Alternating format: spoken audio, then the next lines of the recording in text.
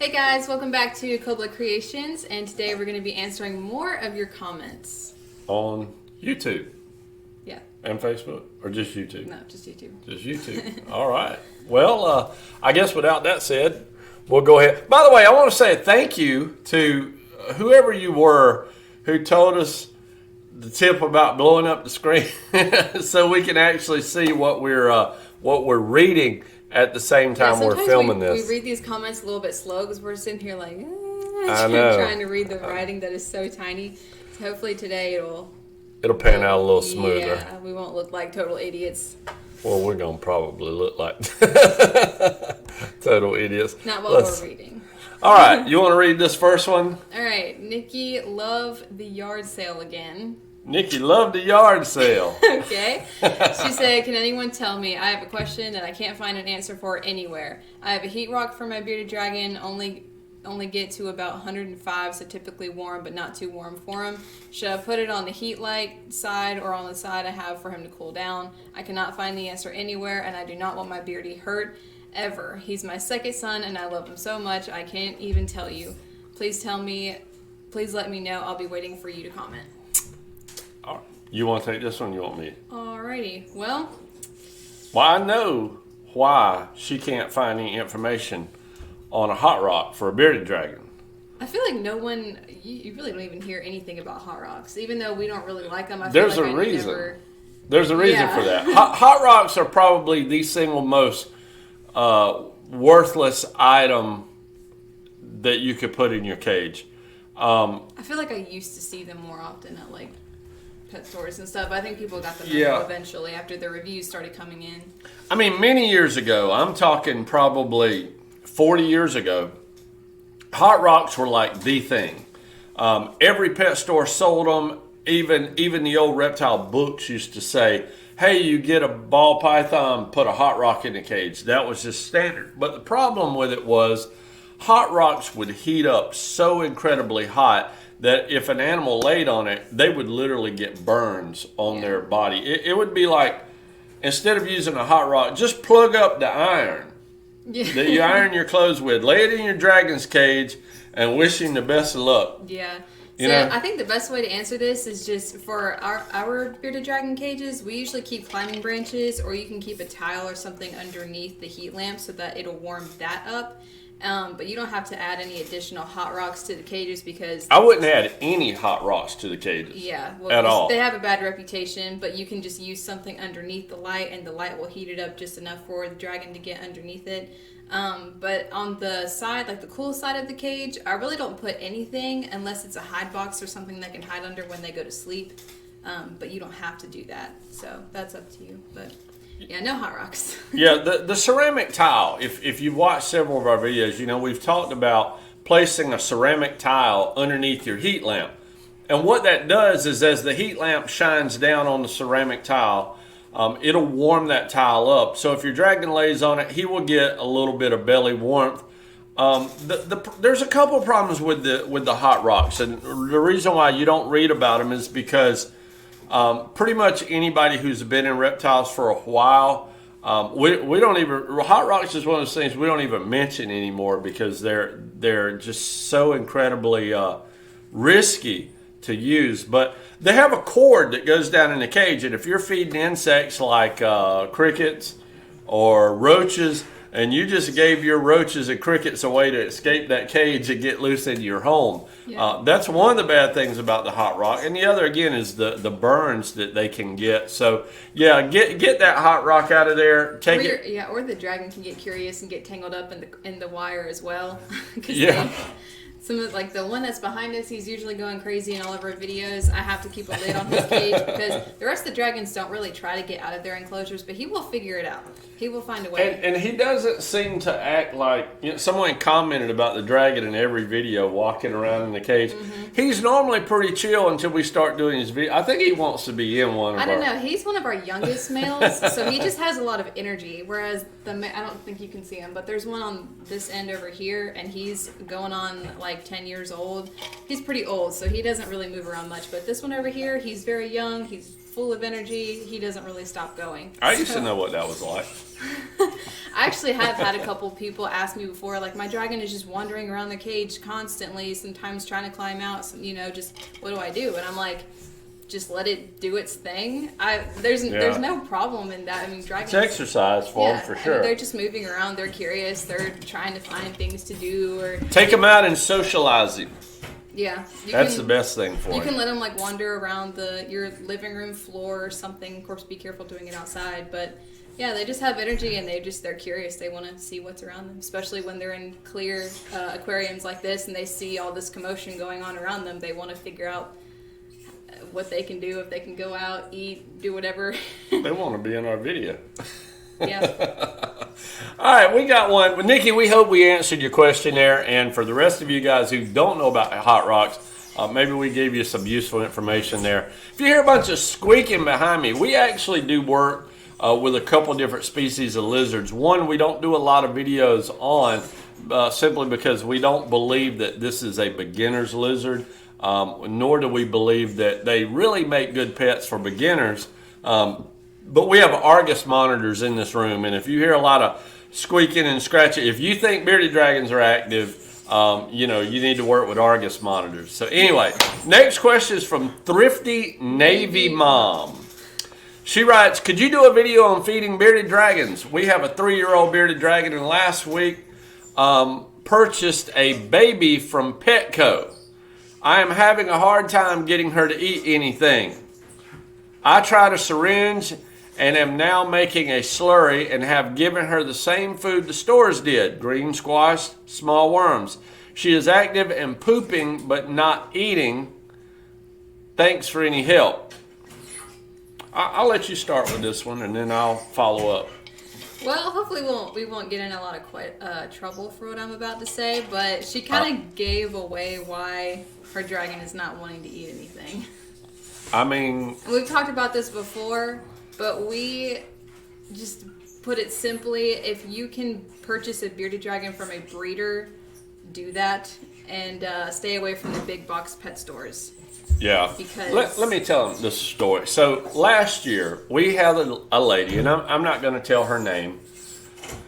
We had a lady that called us, and she was interested in purchasing a bearded dragon. So she and I talked for a minute, and we talked a little bit about the dragons that we had available. And she asked me how much our dragons cost, and I gave her price.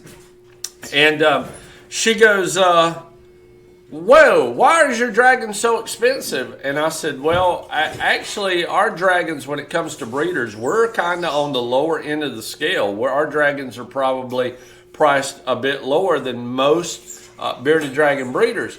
And she said, she let me know real quick, she goes, well, I could buy 2 bearded dragons from PetSmart for the price of one of yours. And I said, yes, ma'am, you can.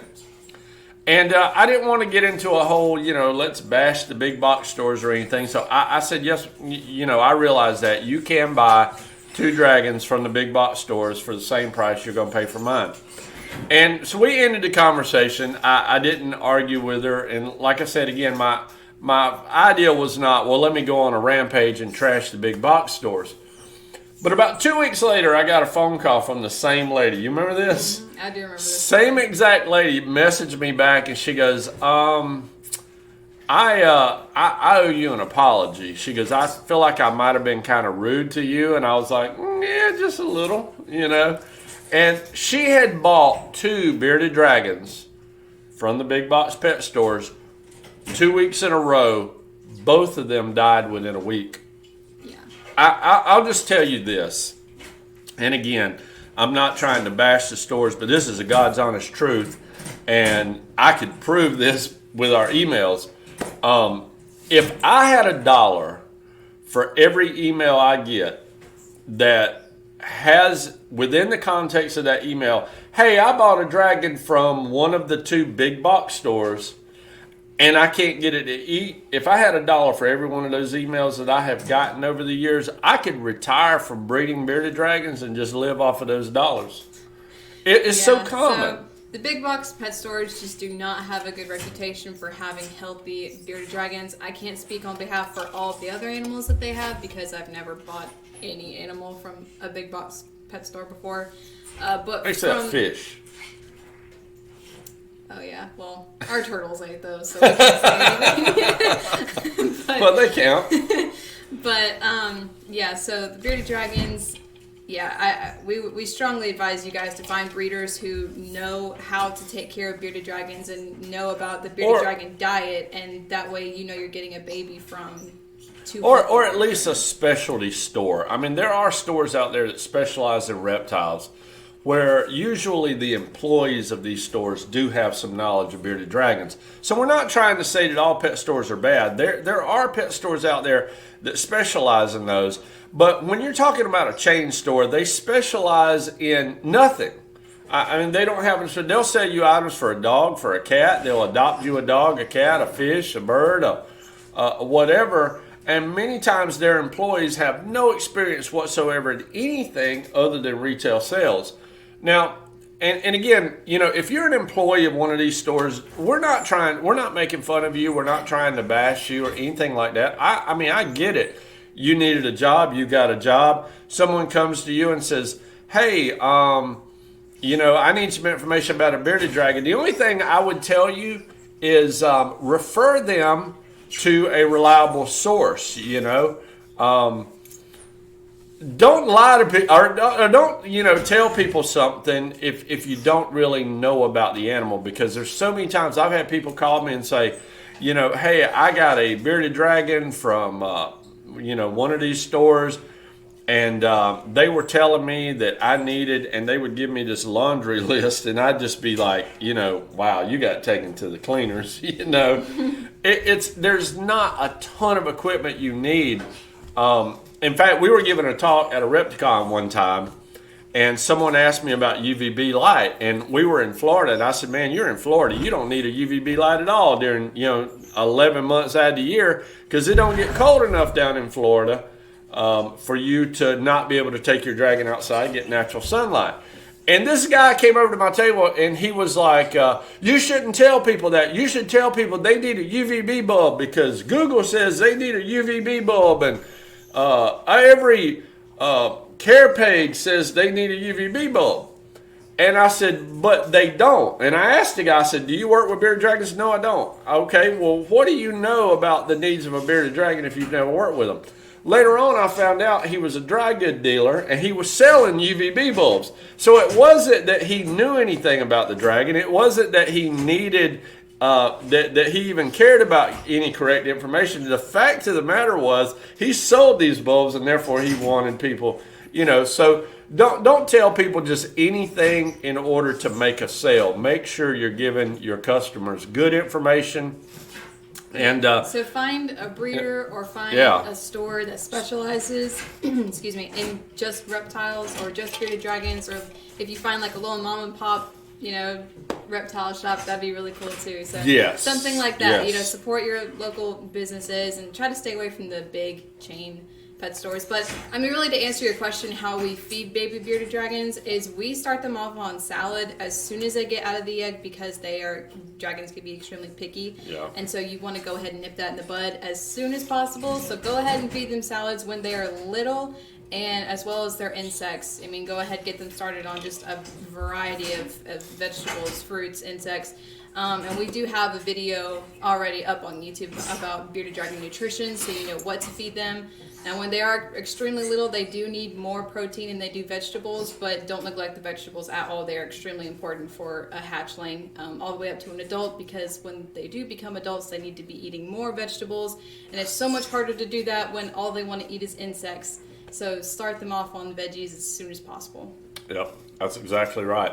And I want to add something to what she said, you know, about finding a small mom and pop store. Listen, everybody in America right now knows how crazy these corporations have got. I mean, just look at what's happening to Bud Light, Target. Yeah, absolutely. And if anybody deserves what is happening to them right now, Target deserves it. So find a small mom and pop a company, a business that is not trying to you know, indoctrinate children into crazy woke ideology. find a small private-owned pet shop, something like that. Those people are use that business to put food on their table, to put clothing on their children. They're not using it like some wealthy CEO of a big corporation just trying to buy his third vacation home. So anytime you can, do support small businesses. Yes. Let's. I'm going to scroll down here a little bit and let's see what another comment. Let's get one here.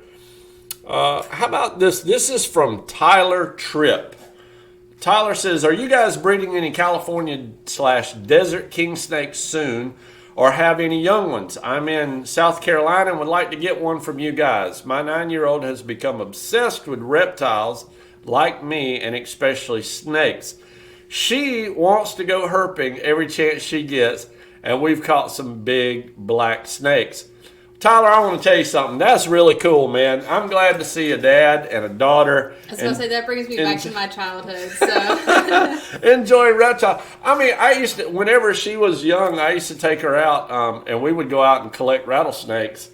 And she would always sit in the truck and look out the window, and she'd be like, "What'd you get?" And I'm like, "Well, I got this, big canebrake rattlesnake." Some spots I would actually get out, and we would flip over pieces of tin or pieces of wood, and if it was like a little rat snake or a corn snake, I could catch it. But if it was a rattlesnake, I had to be like, "Dad." Yeah, I think here in Georgia, when we go snake hunting, we're not allowed to keep any of the native non-venomous species. So she got her love of photography because I would always tell her, we can take a picture of it, but then we got to let it go. Let it go. Or just hold it for a second, get bit, put it back. It was a good day. And so that was kind of our coming up. Now I have another daughter that works with us. She does all our behind the scenes, all of our filming. She does all the editing on our videos and things like that. Although she's about to leave us, she's getting married and moving away. And so those of you guys who believe in prayer, y'all please pray for us. Or pray that they break up. Oh, no, wow. I'm kidding. I'm only kidding. Zach, if you're watching, I'm only kidding. Anyway, no, we're going to miss her, though. No doubt about it. I don't want to see him break up, but I do want to see him change his mind and move further down south, like most Northerners do. We live in Georgia, and she's going to Illinois. To Illinois. Yeah. But to answer your question, if we're breeding any California or desert king snakes soon, we actually do still have some desert king snakes available on the website and on our morph market. Yeah. But we don't have any Californias right now, but... we just sold our last California king last week. But what I'm wondering, if Tyler may be talking about, see how he wrote that? It says California/desert. I wonder if he's talking about the hybrids. A couple years ago, we bred a desert king to a California king just for kicks and giggles to see what it would look like. We know that those species do hybridize in where their ranges overlap in nature. We just wanted to see what they look like, so we did that. We actually had a couple that were really unique looking, and we kept them just kind of as personal pets. And we sold a few of them, so I'm thinking that maybe what he's talking about. Tyler, to be honest with you, if that is, we don't do a lot of hybrids. I mean, we do occasionally. We'll do some hybrids because I know people like them. I like them. But we don't do a lot. We still have the Florida and California hybrids, though. Yeah, we have some Florida kings that we crossbred with some California kings, and because again, we were curious, wonder what this would look like, and they were amazing to me. These guys came out of the eggs. They were the biggest king snakes I think we've ever hatched. Yeah, they hatched very large. Yeah, they look like yearlings when they come out of the egg, and we were comparing them to the normal California kings and the normal Florida kings, and they were bigger than both pure species for some reason. So I actually kept a pair of those too, because if they come out of the egg that big, I want to know how big they're going to get as adults. So I kept a pair of those, but we don't do a lot of hybrid breeding. But I tell you what, we can do. We can sell you some desert kings, and you can create your own hybrids if that's a little shameless plug there. But if you follow us on Instagram, though, I post a lot on there, and I let everyone know what we have available, when we'll have it available. So yeah, follow us on Instagram. Good little shameless plug there. But I do keep y'all updated on that kind of stuff. So. And take that girl herping every chance she gets, man. That's great. I'm glad to see. I love seeing fathers spending time with their daughters and doing things. You know, next month is June, guys, and June is Father's Day. And you should buy me something nice. But no, I'm just kidding. No, not really. But I mean, that's great to see fathers actively take it. You know, next month's Father's Day. If you've got a good dad, man, you know what? Do something good for him. That's something wonderful to celebrate the whole month of June, Father's Day. You know, if it's something America needs more of, fathers being active in the lives of their children. You know, and that sort of thing. So anyway, Tyler, thank you for your question, and thank you. You seem like a great dad, man. Yeah, take your kids hunting, take them fishing, because you're making memories and they're learning lessons that school will never teach them. That's exactly right. All right, let's drop down here. Nick Bartolomeo.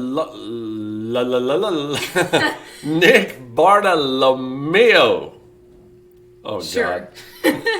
Nick, my apologies, brother. I don't know how to pronounce your name. Anyway, Nick writes. He said, I think he meant to say, hey, y'all. He said, hey, all. Thanks for all your videos and new ones answering our questions. Truly enjoy it. I have a question about windows and dragons. My dragon loves to sit on a rock on my windowsill. I would open the glass, the screen is installed, but the fear of a hawk or other bird or prey attempting to grab him scares me. Do dragons absorb UVB through glass windows? He sits there unattended, window closed for hours and watches. It would be great if he was absorbing UVB while sleeping. Wow, sightseeing. Oh, sightseeing. Sorry. You're sleepy, aren't you? Yes, I am sleepy. All right. Well, you know, I grinned a little bit. You'll read that. I could just see, you know, I have this sort of twisted sense of humor sometimes.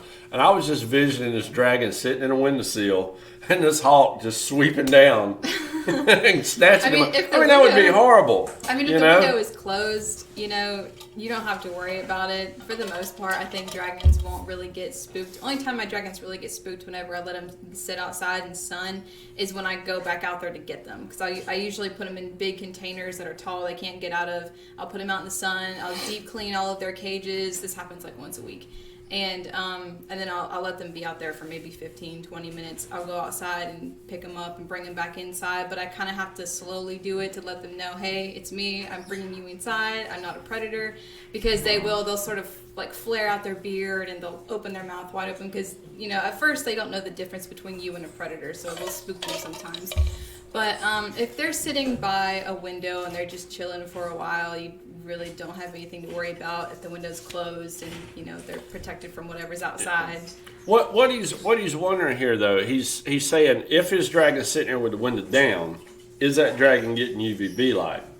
And the answer, to be honest with you, is probably not. No, it kind of creates a greenhouse effect. It filters out the UVB. So your dragon's not actually absorbing UVB because most glass will filter out UVB rays.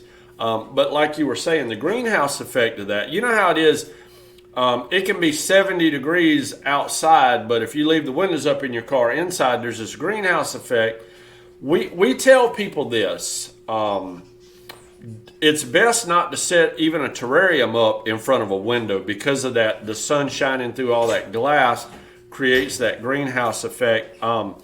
In fact, about a year ago, I guess, I got a call from a lady who had an experience like that where her dragon was gaping constantly, and she told me what the room temperature in her room was.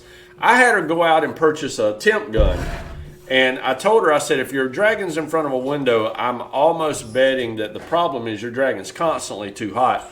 She went out and purchased a temp gun. She called me up, and she used the temp gun while I was talking her through things to check. And come to find out, the median temperature in that cage was like 140 degrees. That was the coolest that this dragon could get. And she, you know, she couldn't believe it because her room was like 70 degrees, but the dragon's cage was like twice that. And when I started questioning her about location, we found out it was sitting directly in front of a window where the sun shined in and created that hot greenhouse type effect. So be careful with that. Now, as far as the screen being down, could a hawk, get through that? The best thing to do is, like she was saying, take it outside, let it get natural sunlight while it's under your care, under your control, maybe in your hands, or put it in a bigger box. That way it can't get out and it can absorb UVB. In front of a window is probably not the best place for a bearded dragon for a couple of reasons. If the window is up and you have a screen attached, so I don't really see where that would be much of a threat. A hawk would have to be mighty determined to rip through your window screen. If you think about it, if you have a cat or a dog, sometimes cats can even fall under a prey item for a big bird. You don't really ever have birds coming to your window to get your cat. So I highly doubt you're going to have to worry about birds coming to your window to get your dragon. Yeah. So I don't think it's that big of a deal. We sometimes put our dragons on the dash of the car when we're on road trips and stuff, just for a few minutes, Yeah. So. All right. Well, Nick, I apologize if we butchered your name, my brother, but I hope we got your question answered. Let's go down. We got one last one. Oh, yeah. I saw this right after we posted last week's video. I thought it was so funny. Because if you were here for last week's video, we answered, I want to say 2 comments from this guy called Drew Shark Power. That's his YouTube name. Yeah. And we were sitting here trying to figure out if it was a man or a woman because we discovered Drew is a gender neutral name. So we were like, But we thought the name was interesting, and he just decided to explain to us like the story behind it. He said, I'm a guy, okay? The name comes from Andrew, Drew, and the shark comes from my first pet. I grew up in the Florida Keys and was imprinted on by a newborn nurse shark. She and I swam together for 15 years in the Florida Bay. My sister played with raccoons and possums. Mom played with manatees, and Dad loved his birds and snakes. We were a very interesting family. Sound familiar? Yeah. I don't think any of my friends, I maybe have one friend that actually has a pet snake, but everybody else just has like a dog maybe. And then they come over to our house and it's like a zoo. Because we have all of our reptiles, but we also have like a little mini farm in our backyard. We work with what we can living on 1 acre, so we have a lot of different animals here too. So. But that is super cool. Pet shark. Swimming with a pet shark. I know. Who does that? Drew Shark Power. Drew Shark Power does. That's right, man. That's super cool though. It's like, that again, yes, you're right. That's like describes our family. Way back when my wife and I were dating, we were on a date one night. We were riding around. This guy kept flashing his headlights at me in a pickup truck. And I was out riding around with your mom. We were, again, we were on a date. And this guy's flashing his headlights trying to get me to pull over. And when I recognized his truck, I thought, oh my gosh, he knows I'm on a date. What in the world could this guy possibly want? So I finally pull over. One of my buddies comes up to the truck and he leans in and he goes, hey, Ronnie, the game warden's looking for you. And I said, okay, what's he need me for? He goes, well, he's got somebody out here by Brown's Pond. He's got an alligator in a swimming pool. He wants you to go out there and get it out. And I looked over at your mom, who was sitting in the passenger seat of my truck, and she goes, and I said, yeah, alligator. She goes, you take alligators out of swimming pools? And I said, yeah, something like that. But I'll take you home first. So anyway, this was kind of your mom's introduction to my lifestyle at that time. And anyway, by our third date, I think I took her hunting rattlesnakes. And she went out with me again, and I knew. I was like, hey, better grab this one. And my mom, just so y'all know, is like, that was probably the first time she'd ever been in the woods. Yes. Maybe she was a little more of a, I don't know, city kid. First time I ever took her collecting rattlesnakes. She grew up in like a small town, but she never really went hunting or anything like that. She was the first time I took her rattlesnake hunting. We drove all the way out to the spots I was going to hunt. We pulled in. Your mom asked me, "Where's the bathrooms?" Yep. Behind the bush. And I said, everywhere. And she goes, well, what if I see a snake? I said, then yell. That's what we're here for. Yep. That was your mom, though. But she's come a long way. She has a very, very long way. It's interesting being raised by both of them because it's like I'm like the 50-50. You know, like me and my mom can go in town, go shopping, go watch chick flicks, go do like girl stuff, you know. But then like when I'm with Dad, it's like full blown camo, going out in the woods and hunting snakes and going fishing, whatever. It's like I got like an even 50-50 growing up, but she got class from a mom and redneck from me, didn't you? They say opposites attract, and y'all are the epitome of opposites attract. And it's worked. Yeah, it's worked. Yeah, you know? It's grown on her now. She likes the chickens. Maybe the ducks are growing on her. I'm not really sure. And she likes the tortoises. Hey, so. You gotta know find what you like. Yeah, that's right. That's right. So, man, it's cool. It sounds like your family was a lot like hers growing up. Raccoons, possums. I probably should. Well, yeah, I can admit this. I think the statute of limitations over. I caught 4 baby possums. Well, I'll say caught them many years ago. I actually was in the woods and I found a mother possum. That was dead. She was laying dead. She had 4 babies, and they were nursing on her. They were still trying to nurse, and the mother was just laying there. I don't know what happened to her, but she was dead. So, being the animal lover I am, I couldn't leave those 4, so I illegally gathered up these 4 possums, took them home. And again, this has been many years ago. If you're a game warden, you're watching this video. But I actually took these 4 possums home, raised them up, and they were the coolest animals to be pets. You know, I mean, who would have ever thought? You know, when's the last time you went to a pet store looking for a possum? You know, but they were actually great pets. But anyway, so Drew, that's cool, man. I can relate to your whole family.